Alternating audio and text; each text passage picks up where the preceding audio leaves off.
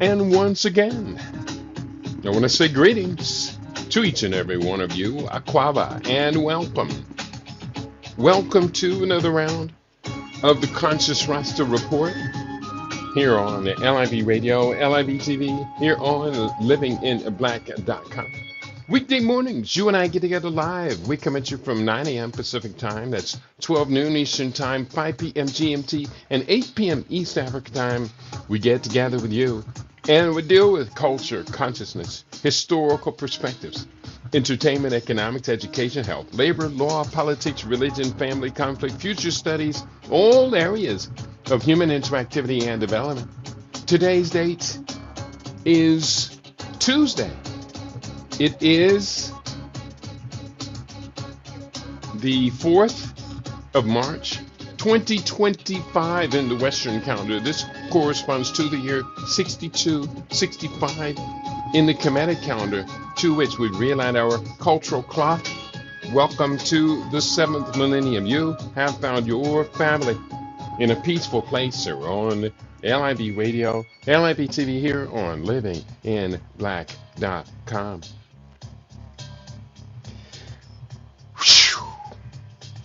It's a little bit of work. It was a little bit of work getting the program on for today. And I know you will appreciate it. I hope you do appreciate the love that I put into bringing this forum.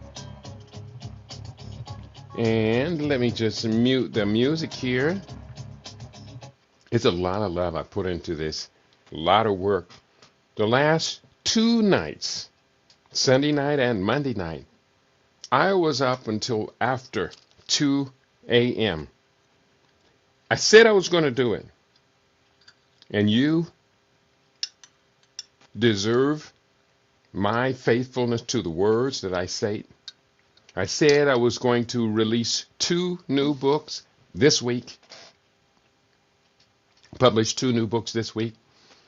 And yesterday, last night, or this morning at 2 a.m., it was probably about 2:30 by the time I finally hit the pillow, I was able to get the second book of the week to the publisher.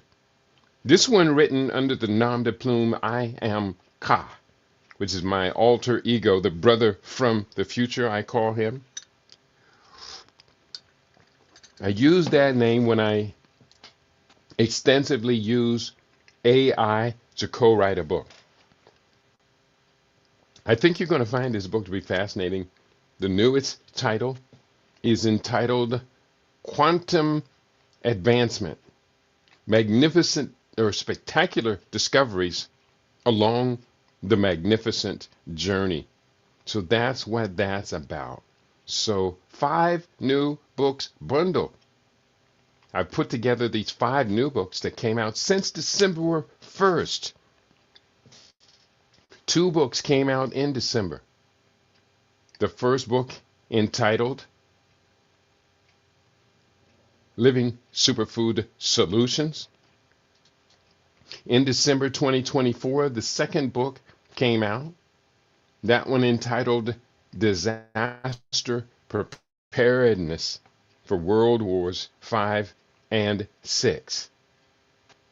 The next book to come out in this bundle, in this series, came out in early February.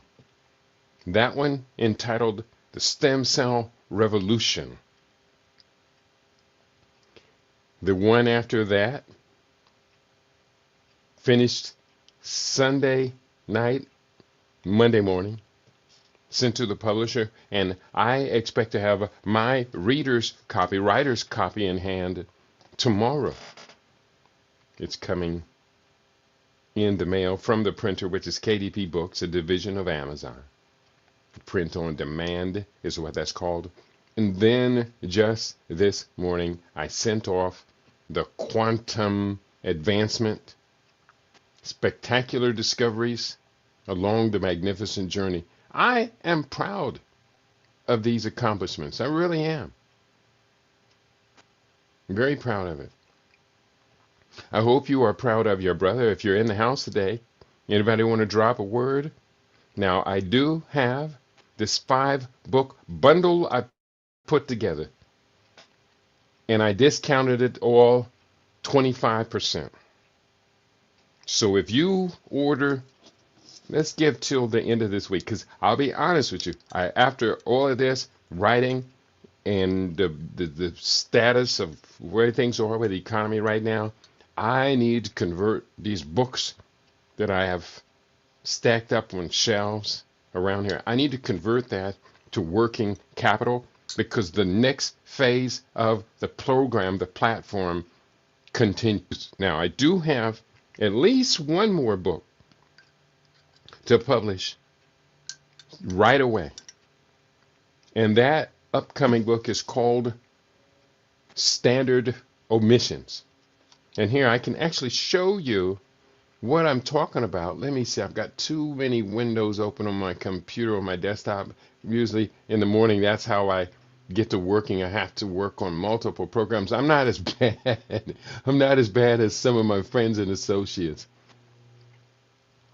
Join me today as I celebrate 5 new books in the past 3 months, December, January, February. At the beginning of the March, well, actually the first ones in December didn't come out exactly on the 1st. They came out the first week. So within the span of 3 months, December, January, February, now we are on the 4th day of March, 5 new books. That's not bad.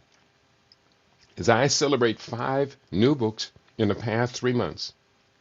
These cover topics such as disease prevention, nutrition solutions versus pharmaceutical medications, how the world has now proceeded into World Wars 5 and 6, and what we can do about it, the future of regenerative medicine and our natural control over it, moving from Africa Rising to the African future, and how the Afro-Futurist visions of the Black Panther movies Wakanda can become very real if we apply quantum sciences to our unifying mission. The unifying mission is the main thing. It requires investment. It requires for us to say yes to some things that might be uncomfortable. I had 2 people contact me from the African continent this week. One was traveling, attending a conference in Ghana. He was traveling, began in South Africa. He had gone to Tanzania, got the word about the conference, came from Tanzania to Nairobi, which is where his home is when he's not working as a chief liaison to the king of the Bakolokoi kingdom in Azania, South Africa. He needed some travel funds. And he had called me once before needing travel funds, and I was able to put something in the coffer at a time when I know I was hurting. But sometimes we will take the hit because others are on a great mission. And he was on a great mission. He's on a great mission right now. He is attending this conference in Ghana. A conference that I would be at. Beyond shadow of a doubt, I would be at this Sustainable Development Collaboration Conference taking place in Ghana. I would be there. One of my associates there that we're working with, I notified him of the conference taking place in his town, and he is at the conference this week. The point I'm making is we have moved very firmly from the position of talking about a revolution to now engaging fully, completely, total commitment, even if it hurts. And the second person had contacted me from Kenya, and this person and I have been closely guarding each other's camp for several years. And that person said, hey, listen, I need some assistance, remittance. And so today I intend to help this person stave off being evicted, locked out of their home tomorrow, Wednesday. I told them I would do the best I can and help. Now I'm asking you, my listeners, to help me be of help to our family, real help to our family on the African continent. Many Africans, there's often been a lot of conversation about the brain drain. When African young people get educated, wonderfully educated on the continent, but end up leaving the continent with their degrees or coming to America to finish their degrees and then not going back home, staying and creating a life in the country where their education was completed. But Africa's brain drain is starting to reverse itself. And that's a good thing. We want to continue that. We want to feed that.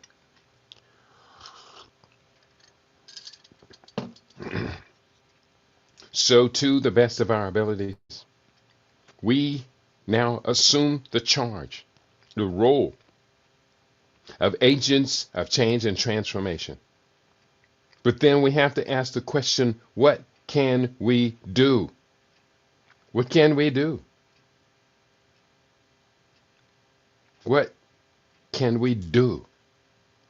In the book, The African Future, which I'll have in my hands, I do have the other books. And also, I'll let you know, part of the reason I'm able to crank out these books is because I wrote this book, From Pen to Power, 90 Days to Write and Publish Your Book. Many of you have expressed to me, wow, 56 books now. I think it's 56 with the two new ones. I gotta go back and recount. 56 books. I say, yeah. But Sebai Mwada Ashby had 65 books.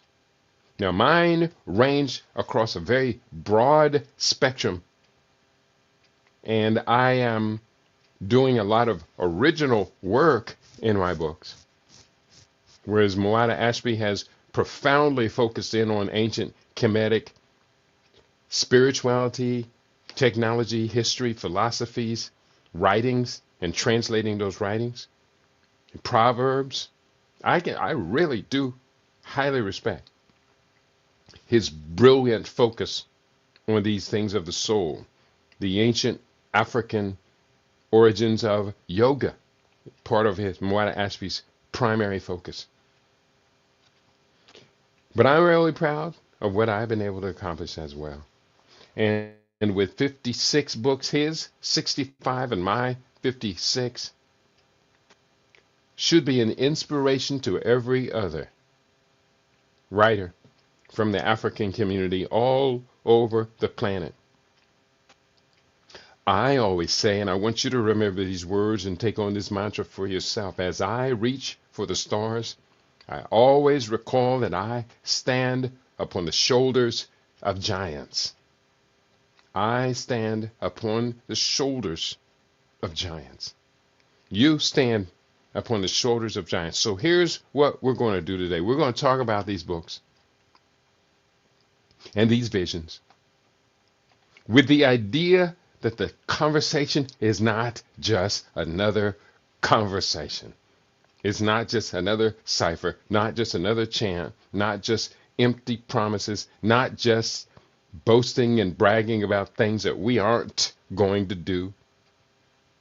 Some people say, well, you put all this out on the internet, the enemies hear it all. Yeah, enemies hear what we don't put out on the internet. The enemies study us. Our problem is we're so afraid of them checking us that we check ourselves. Save them the work. Save you the work of having to spy on me. Or save you the work of you having to put a check move on me by not doing anything myself. There's no, you win by default. In disaster preparedness, we talked about game theory for master's level.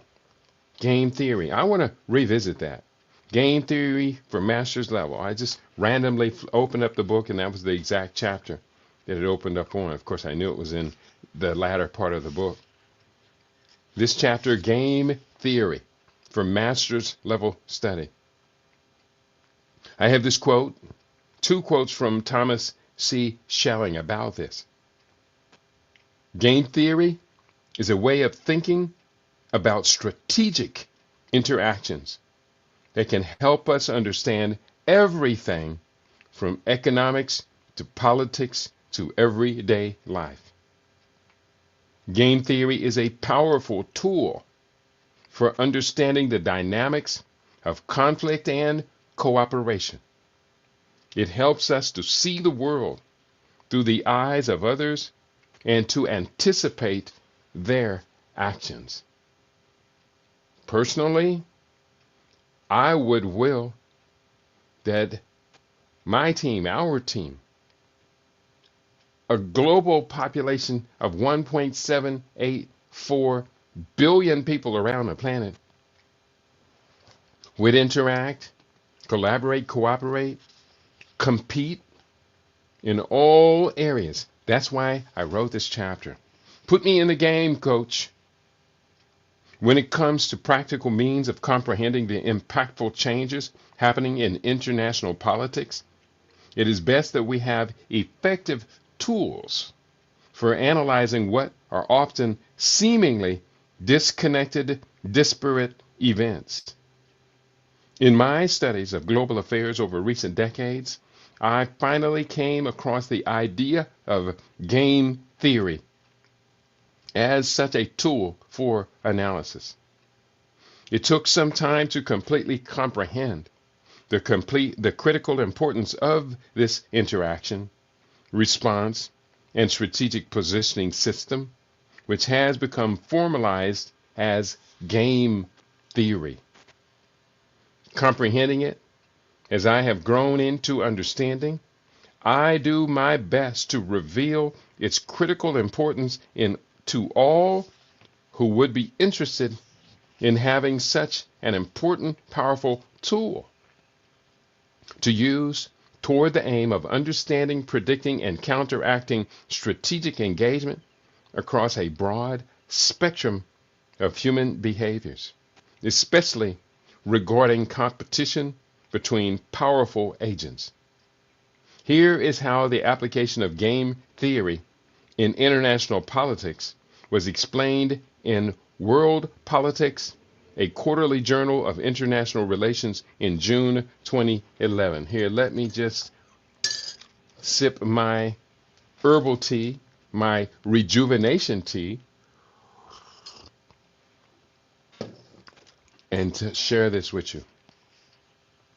Game theory is elaborated as a theoretical approach to international politics by contrasting it with metaphorical and analogical uses of games. Because it embraces a diversity of models, game theory is especially useful for capturing the most important contextual features of the international system that affect prospects for international cooperation. Through a discussion of the relation among and extension of different game models, the versatility and scope of game theoretic approaches to international relations are demonstrated. Special attention is paid to the empirical issues of international politics, which are raised by game theory and are analyzed in other articles in this symposium. Again, I was reading from The Game Theory of International Politics by Duncan Snydell from World Politics, Volume 38, Issue 1, October 1985, pages 25 through 57.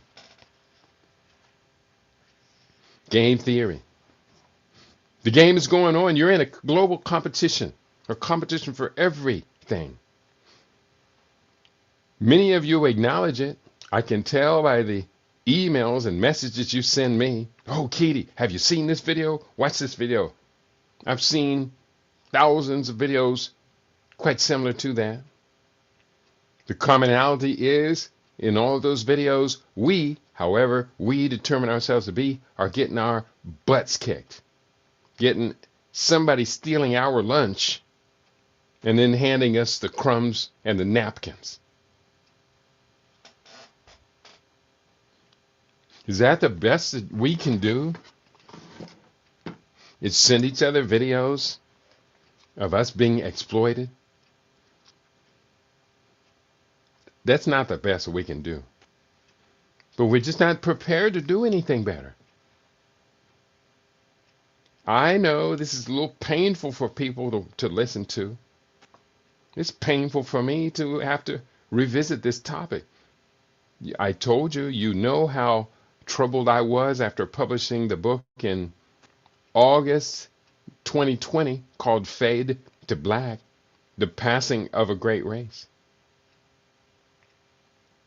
But nonetheless, we're going to have to do a better job of confronting reality. I go on. Throughout this year, I have shared a series of podcasts on the subject of game theory. Here's how I introduced the top on one of my weekly broadcasts, Tech and Future Talk.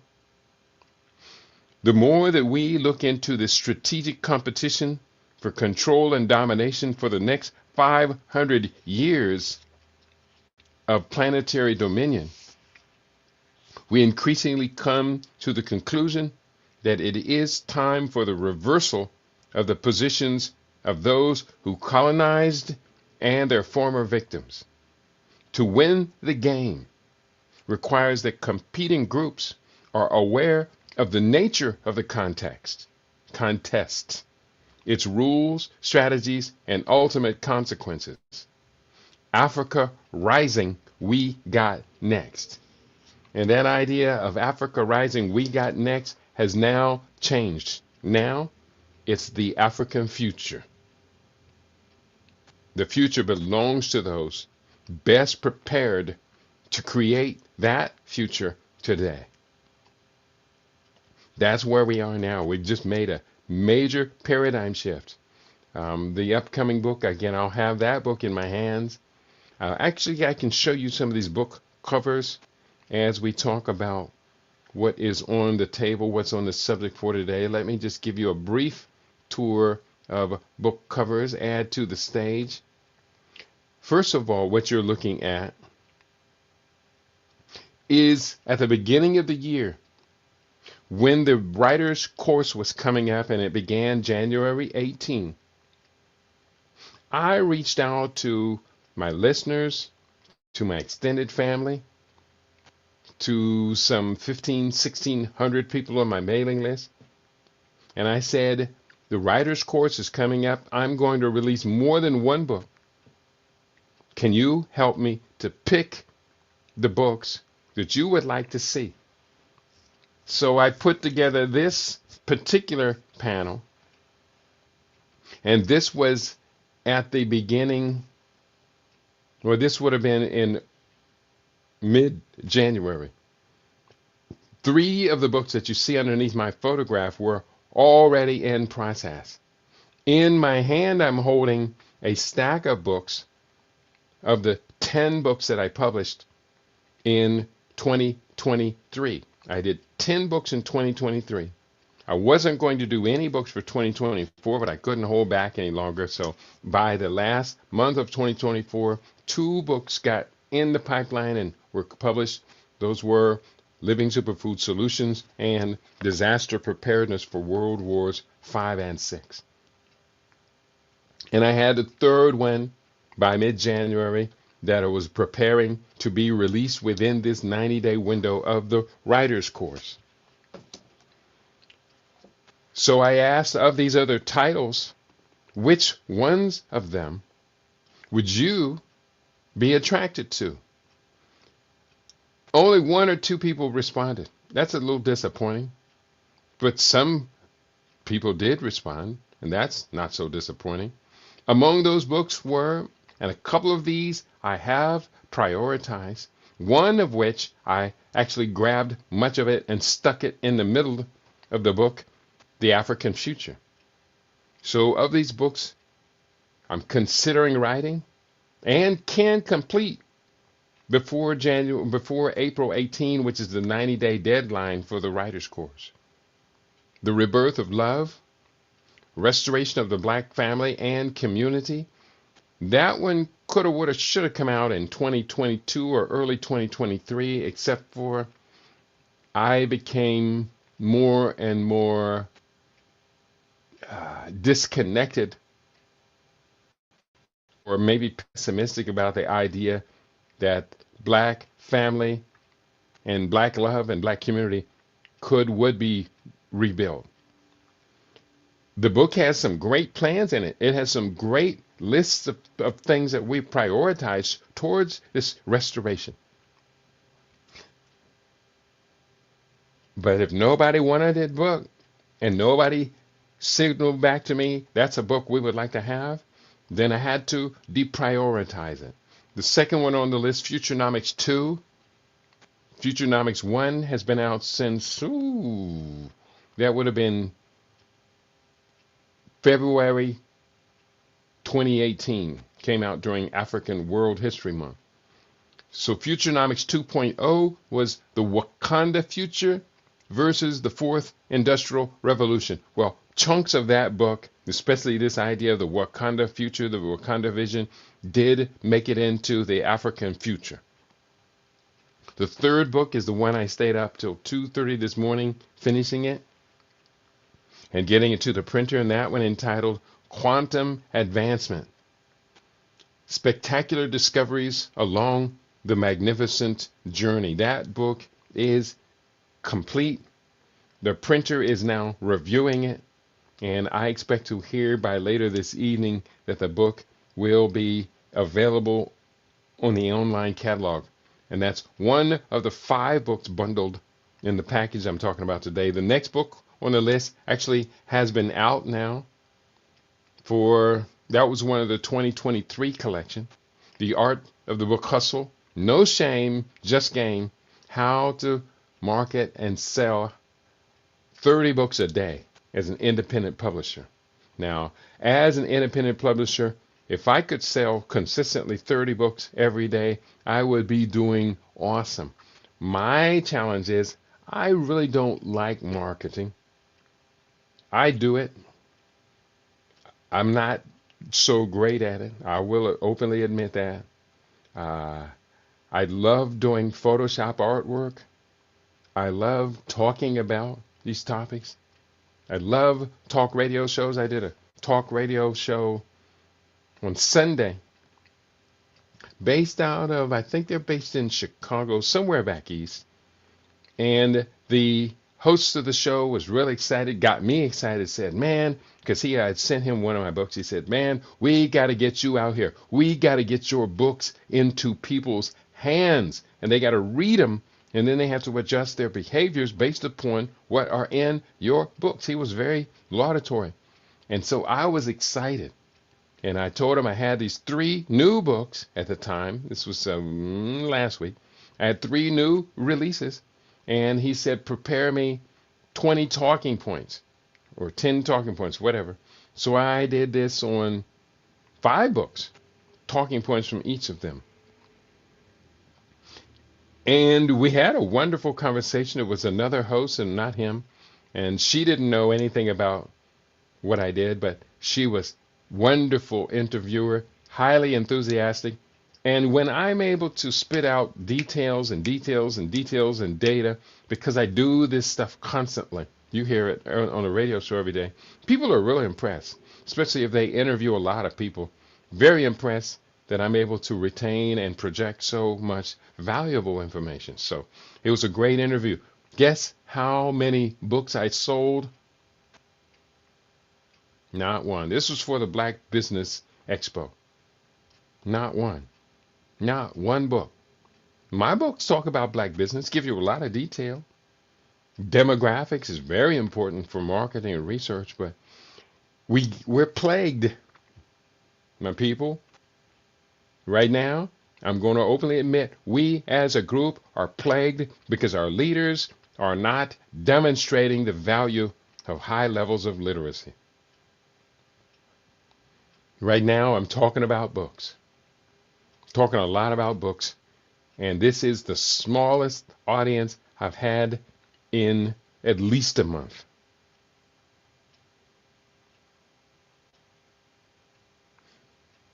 Why? Why keep going through this dance? Because it's not, what I'm doing is not for the smallest audience. It's what I am doing and teaching is not for people who don't read.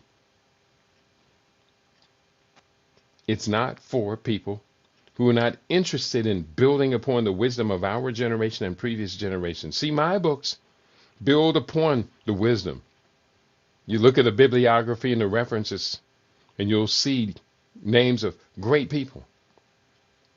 People who did and sacrificed for the benefit of the group, and do sacrifice for the benefit of the group. So yes, what I am talking about today is not for people who don't read. And the number of people, the percentage of the population falling out of literacy is exponentially increasing as fade to black becomes more and more of an evidentiary reality. The pace of the degeneration continues to steepen. So who am I writing for? I am writing for movers and shakers on the global scale. That's who I'm writing for. If you are not a mover and shaker on a global scale, then I'm naturally presuming you're not interested in the African future. You're not interested in quantum advancement. You're not interested in taking responsibility for developing the technology that we saw in the movie Black Panther, that you are not interested in these subjects. The Queer Empire. A couple of people said that's a book I would buy. Well, if two people want to buy a book and it takes me 2 to 4 weeks or more to write a book, depending on the nature of the book, how data dense it is, it's much tougher writing a book like The African Future or The Stem Cell Revolution than it is to write one using AI and just copying lists. But if two people want to buy the book, that book is not, I'm not going to write it. You write it. I'll co-write it if you want to take the incentive. But the topic, the queer empire, how a sinister agenda seeks to conquer the world. And they do seek to conquer the world. So we have other books prioritized. The next book to come out will probably be Standard Omission. Greek medicine is descended from African medical sciences. A few other ideas that I have cooking. As you can see, I kind of have artwork for many of these. Strangling the Dream, 10 Failures that Derailed the African American Progress. Another high priority book, but it's going to be tough to write because it's really data dense and the subject matter is very serious, is A Year Against Cancer with Living Superfood Solutions. I have I've been wanting to write this book for 5 years, so I have a lot of research on that. The next book, I put these proposals out and ask your permission, is The African Future. And that one is done. Done. It was a lot of work. There's a lot, very data dense. Some of the things I did in that book, I calculated how many people of African heritage are there on this planet. I had to recount the Afro-Amer population. And it's not 48 million as the U.S. Census would have it. It's actually well over 62 to 65 million of us if you add Afro-Latinos, if you add mixed race, if you add Pacific Islanders, many of whom we consider to be our extended family, our cousins. I claim them. I'm proud to claim them. I'm proud to claim people from Hawaii, the indigenous people of Hawaii, who they said they came from Egypt in their origin story. Why would I not claim them? Why would I not claim our Fijian brothers, Samoan brothers, brothers and sisters from Guam, Solomon Islands, Vanuatu, I can't remember how you pronounce it right now. Why would I not claim our brothers and sisters from Papua New Guinea? That's family, people. So we put this family back together to see that there are over 60 million of us, including 5 million who are immigrants from other black countries that live amongst us. So we put it together. It took me a long time, about 4 different attempts over a couple of years, to have a reasonable calculation of the Australo-Melanesian population. Australo-Melanesian population. I think that's pronounced right. It's in the book. Took me a long time to put that together. That was work. Now we have this. We have to ask the question, what are we prepared to do with it? What are we prepared to do? D-O-E, do.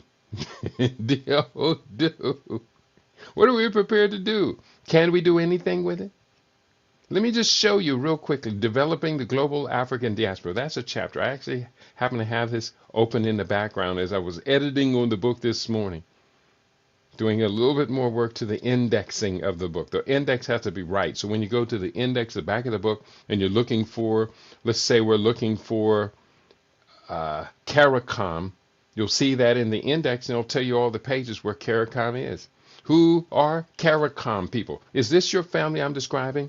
The people of CARICOM, or the Caribbean community, are descendants of various ethnic groups that have shaped the region's history and culture. Here are some of the main ethnicities represented. Indigenous peoples. The earliest inhabitants were the Carib, Arawak, and Siboney groups, who migrated from South America. The original inhabitants of South America can trace their heritage back to the Africoid populations who migrated to the region as many as 130,000 years ago. The Africans, majority of Africans in the Caribbean were enslaved and transported during the colonial period when European powers divided the lands among themselves. Includes Indians, not Native American Indians, no, India. Many Indians were brought to the Caribbean as indentured servants, so-called coolie labor. After the abolition of slavery, particularly to work on sugar plantations, they have contributed to the cultural and demographic makeup of the region. Europeans, they're there. The first were the Spanish, followed by Portuguese, English, Dutch, and French. Chinese and Portuguese, those ethnicities do inhabit the CARICOM region. Garifuna. Now, this is where it starts getting interested. I had a wonderful conversation with a woman with Garifuna heritage, and she just loved the fact that I included her group, her family, in the book. In fact, she contributed a couple of points that actually made it here. Garifuna. They are a mixed race group from the island of St. Vincent and the Grenadines, consisting of Carib Indians and escaped or shipwrecked Africans. They have their own distinct language and culture and are found in various Caribbean countries. They rigidly hold on to traditions such as pouring libations and brightly colorful homes. Those last 2 points, my conversation with her reminded or inspired me to put those last 2 points in the book about the Garifuna. Suriname. Now, I had never heard of Suriname until writing a book on this group, also known as the Island Caribs. They are indigenous to the Lesser Antilles and have a significant presence in countries like St. Vincent and the Grenadines. Taínos were one of the first indigenous groups encountered by Cristobal Colon and were widely distributed across the Caribbean islands. Maya. While not indigenous to the Caribbean, Maya people have migrated to the region and contributed to its cultural diversity. Siboney. The Siboney are an indigenous group from the Greater Antilles, specifically Cuba, Hispaniola, and the Bahamas. Their ancestors originated from the mainland, migrating from present-day Colombia and Venezuela around 1000 before the Common Era, bringing their distinct language and cultural practices to the Caribbean. Also known as Siboney with an S, they were a Taino group in Cuba, Jamaica, and Haiti. Their ancestors likely migrated from South America, sharing cultural ties with the Lucayans of the Bahamas. Now, I just want to skip a little bit and show you all of this work. I went through all of these 24, I think there's 24 on this list, 24 CARICOM countries, and gave you a population and a percentage, black percentage of each one. That's a whole lot of work, people. You don't know how much work that is. That's hours and hours and hours of database searching and confirming and then calculating. These include in alphabetical order. This is such an exciting book. Again, I just sent it to the printer, so much of this I'm still rereading it. I read this book probably 8 or 10 times already. I'm still rereading it till this stuff comes readily to mind. Anguilla, Antigua and Barbuda, Aruba, Bahamas, Bermuda, Barbados, Belize, Cayman Islands, Cuba, Curacao,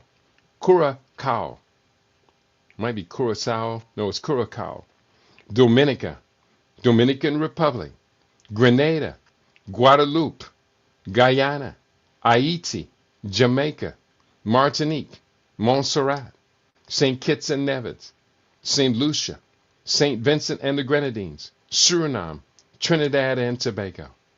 24 countries. Why do Afri-Amers ignore them? Or you have some of these foolish groups out here calling themselves African descendants of slaves and fundamentally black American or foundational black Americans. I'm not going to curse. I don't cuss.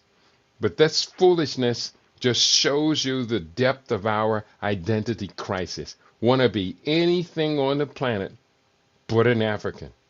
But here's the thing. If you do want to be an African, guess what? You got it going on. So I then go around the world and start looking at art and adding where are we in the world? We looked at Africans across CARICOM. Across the CARICOM, 24 countries, 28,635,944 people as of mid-February. Latin American, Afro-Latinos, 130 million. Africans in the UK and EU, 2.9 million in the UK, and probably around, for the EU, around 9.6 million. Maybe 10 to 15 million. The 9.6 million is the one that I ended up using. I'm being conservative in this. Black Arabs, found a bunch of them. Bunch of black Arabs. Used to be whole regions. What happened to the people of Sumer? So looking at black Arabs, the Muslim population, people of African heritage in Arab majority countries, approximately 15 million. Australo-Melanesian populations. This one was real tough, real hard, but I finally got it done. Updating our Australo-Melanesian groups from Papua New Guinea, 85% black. Fiji, 56% black, or African heritage. Solomon Islands, 93% would be considered our cousins. Vanuatu, 97% of the nation of African heritage. New Caledonia, 39%. Australia and Torres Strait Islanders, these are indigenous people, approximately 887,179. New Zealand, ethnic mix is 16.5% Maori. Those are our cousins. Samoa, 97% of the total are Polynesian, with about 212,300 of strong African genetic heritage. Australo-Melanesia, 13,341,000 of African heritage. Estimating the global population of African heritage, as I write this on February 11, 2025, my calculations for the global population of African descended at over 1,783,590. 1,783,594,064, or 21.85% of the world population of 8,163,866,620 people. That's the work that I do, people. That stuff is not easy. I calculated us in Africa, 1.536 billion. Brazil, 106.3 million. Latin America, Afro-Latino, 130 million. Afri-Amers in the U.S. and Canada, 67.89 million of us. That's us and Canada together. CARICOM region, 28,635,000. UK, 2.9 million. European Union, 12 to 15 million. I use the median of 12.5 million. India. In India, anywhere between 50,000, 60,000, 70,000, or as high as 100,000. For my calculations, I use a median of 75,000 people of African heritage on the Indian continent. Western Asia, the Arab nations, 15 million. Pakistan, 250,000. Australo-Melanesian people, 13,342,000. The global population of African people as of this book, these are the most updated numbers you will ever see. 1,536,516,120. 1.7. Oh, that's just added to that's just the African continental population. Whereas the diaspora population, 247,077,944 people across the diaspora. Nobody's done that work. I would love to have picked a book off the shelf and had those numbers updated as of February of 2025. So you need to buy the books. I bundled these 5 new books into one bundle. And that bundle, I discounted it by 25%, and now I'm offering it for under $70. 5 brand new books to bring you up with data of the most modern data available for us to learn and build and grow from. Books like, I've just been sharing information from the African Future. Books like, and this is another one that was on that list that I put out there. This book is actually one of the first ones that I published. This one led me to a think tank called the Information Project for Africa, which advanced my capacity for doing this database research and demographics, advanced me. It was like going to university. Another loaded needle. The SPF 66 malaria vaccine and the plot to decimate the population of Africa. I was talking about vaccines as population control devices. I was talking about this in the early 1990s, early and mid 1990s. Going forward, others, the stem cell revolution, a holistic approach to stem cell activation and regenerative therapy. This is the cutting edge. This is life-saving. And we can build a future around ideas like that. I just want to give you a couple more of these titles that we put together. The 3 that came out in December and up to February: Living Superfood Solutions, dietary strategies that prevent and reverse common chronic diseases. Food is nature's most perfect medicine. You know that already. Disaster preparedness for World Wars V and VI. The untold story of how the global economic and security order is shaping up for the 21st century.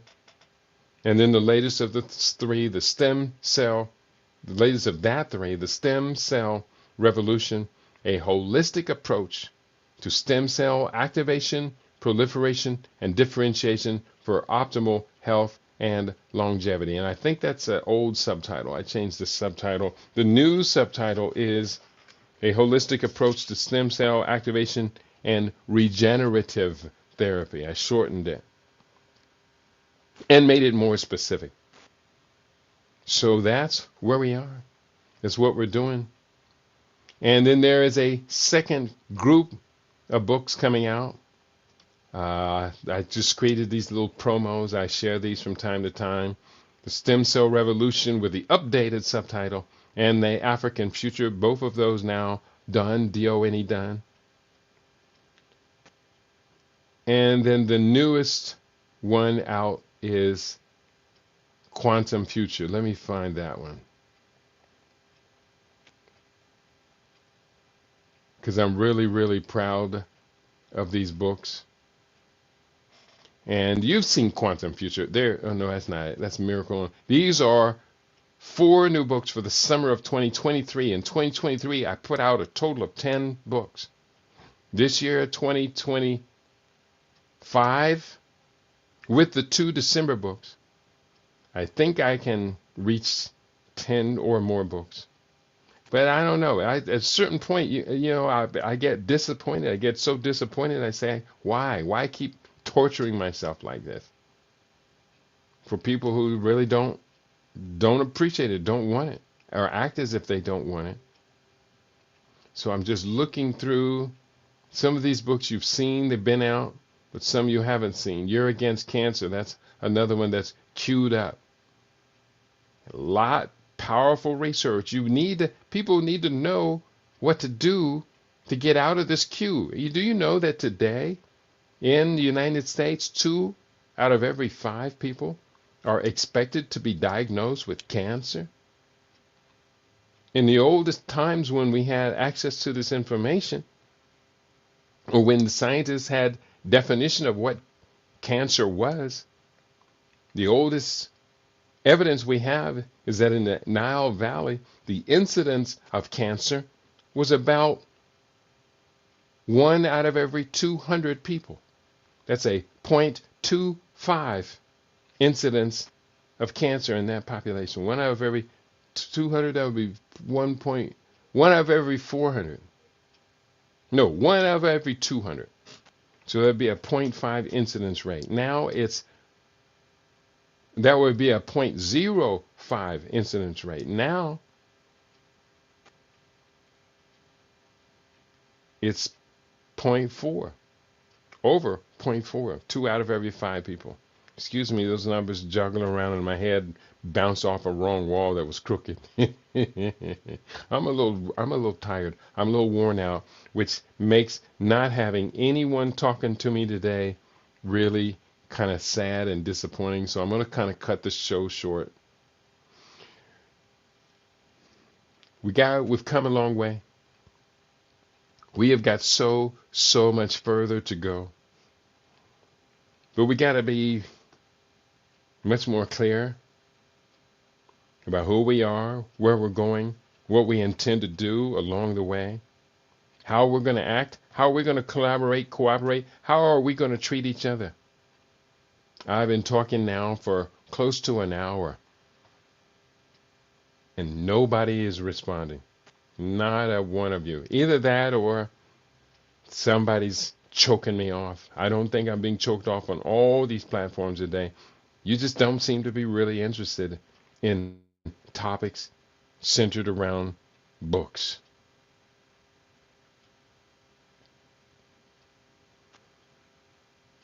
And that's sad. As a writer, that's doubly sad.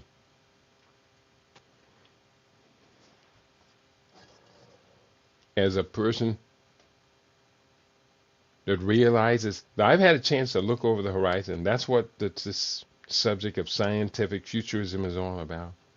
I've had a chance to look over the horizon. I'm an elder now.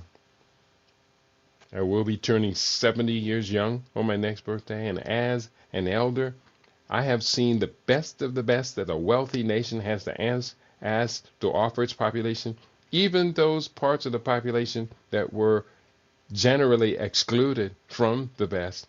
My father made sure that he accessed the best for his sons and his children. My mother, he gave us the best mother possible. She didn't live very long, but my father picked the best woman possible to be our mother.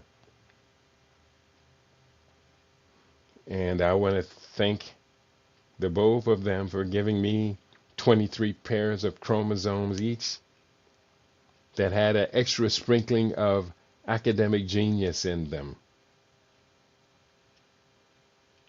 I am so very grateful. I gave my daughters an extra sprinkle of that same academic genius that I inherited from mother and father. When we do it right, that's what we do. We give the children the best of what we inherited. I want to thank you for tuning in. The books are available. Let me put up the link in case you want to get the bundle. Yes, the bundle is available. Real quickly, let me grab the bundle where is you is. I have it here. The 5-book bundle for 2025. This is where you get it.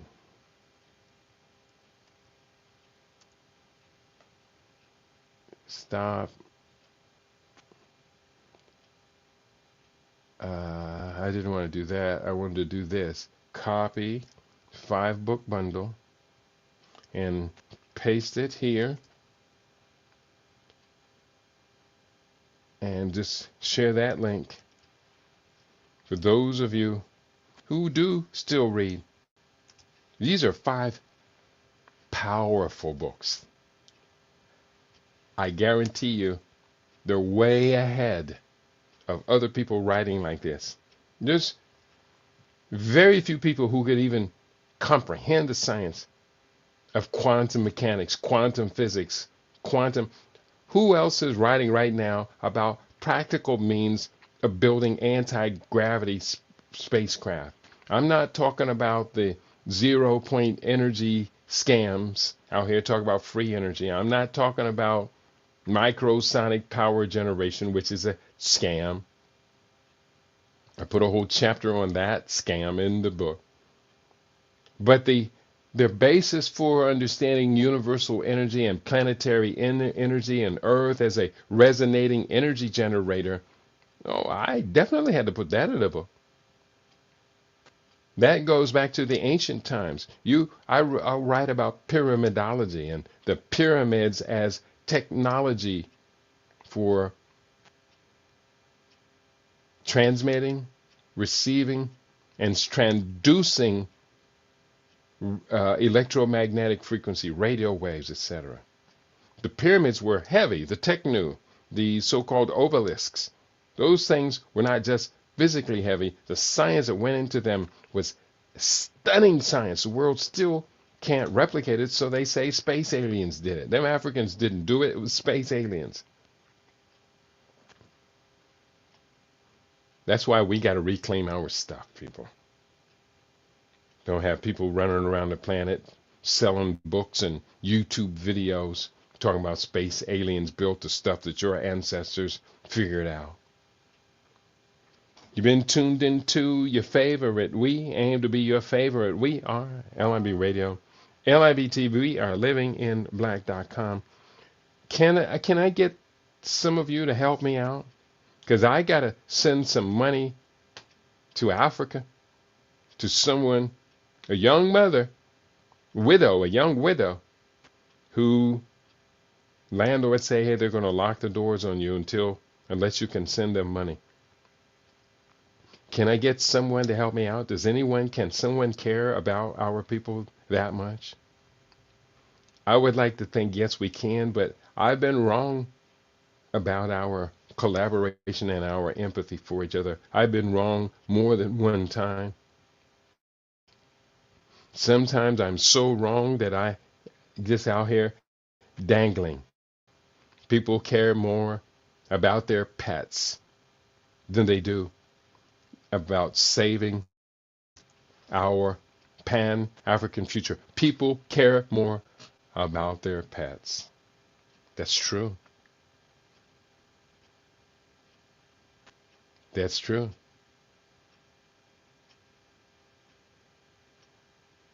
And that's very sad. But that's where we are. That's the truth of this time period. Tell your friends to tell their friends that we have our own now. And we can be very proud of what it is that we've put together. We can be very proud of who we are and where we're going with this. We should be very proud. We have now this 5-book bundle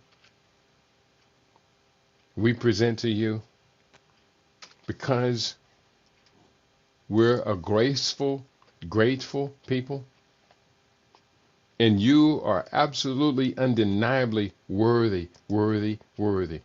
5 books for $70. Hey, I'll change the price, make it $69.99. Save you a penny if you want.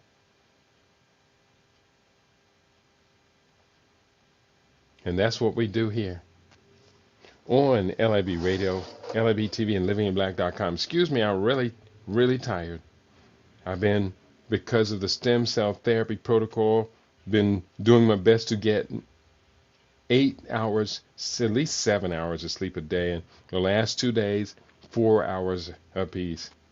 And it's not the easiest, but it is empowering, to say the least. It's empowering to get these books to the printer. And that's why you tune into your favorite. We aim to be your favorite. We are LIB Radio, LIB TV. We are livinginblack.com. Tell your friends to tell their friends. We have our own now. And we're very proud of who we are, what we have, what we do with what we have. And I, for one, am very proud of being with you on LIB Radio, LIB TV, and livinginblack.com. Peace and prosperity, y'all.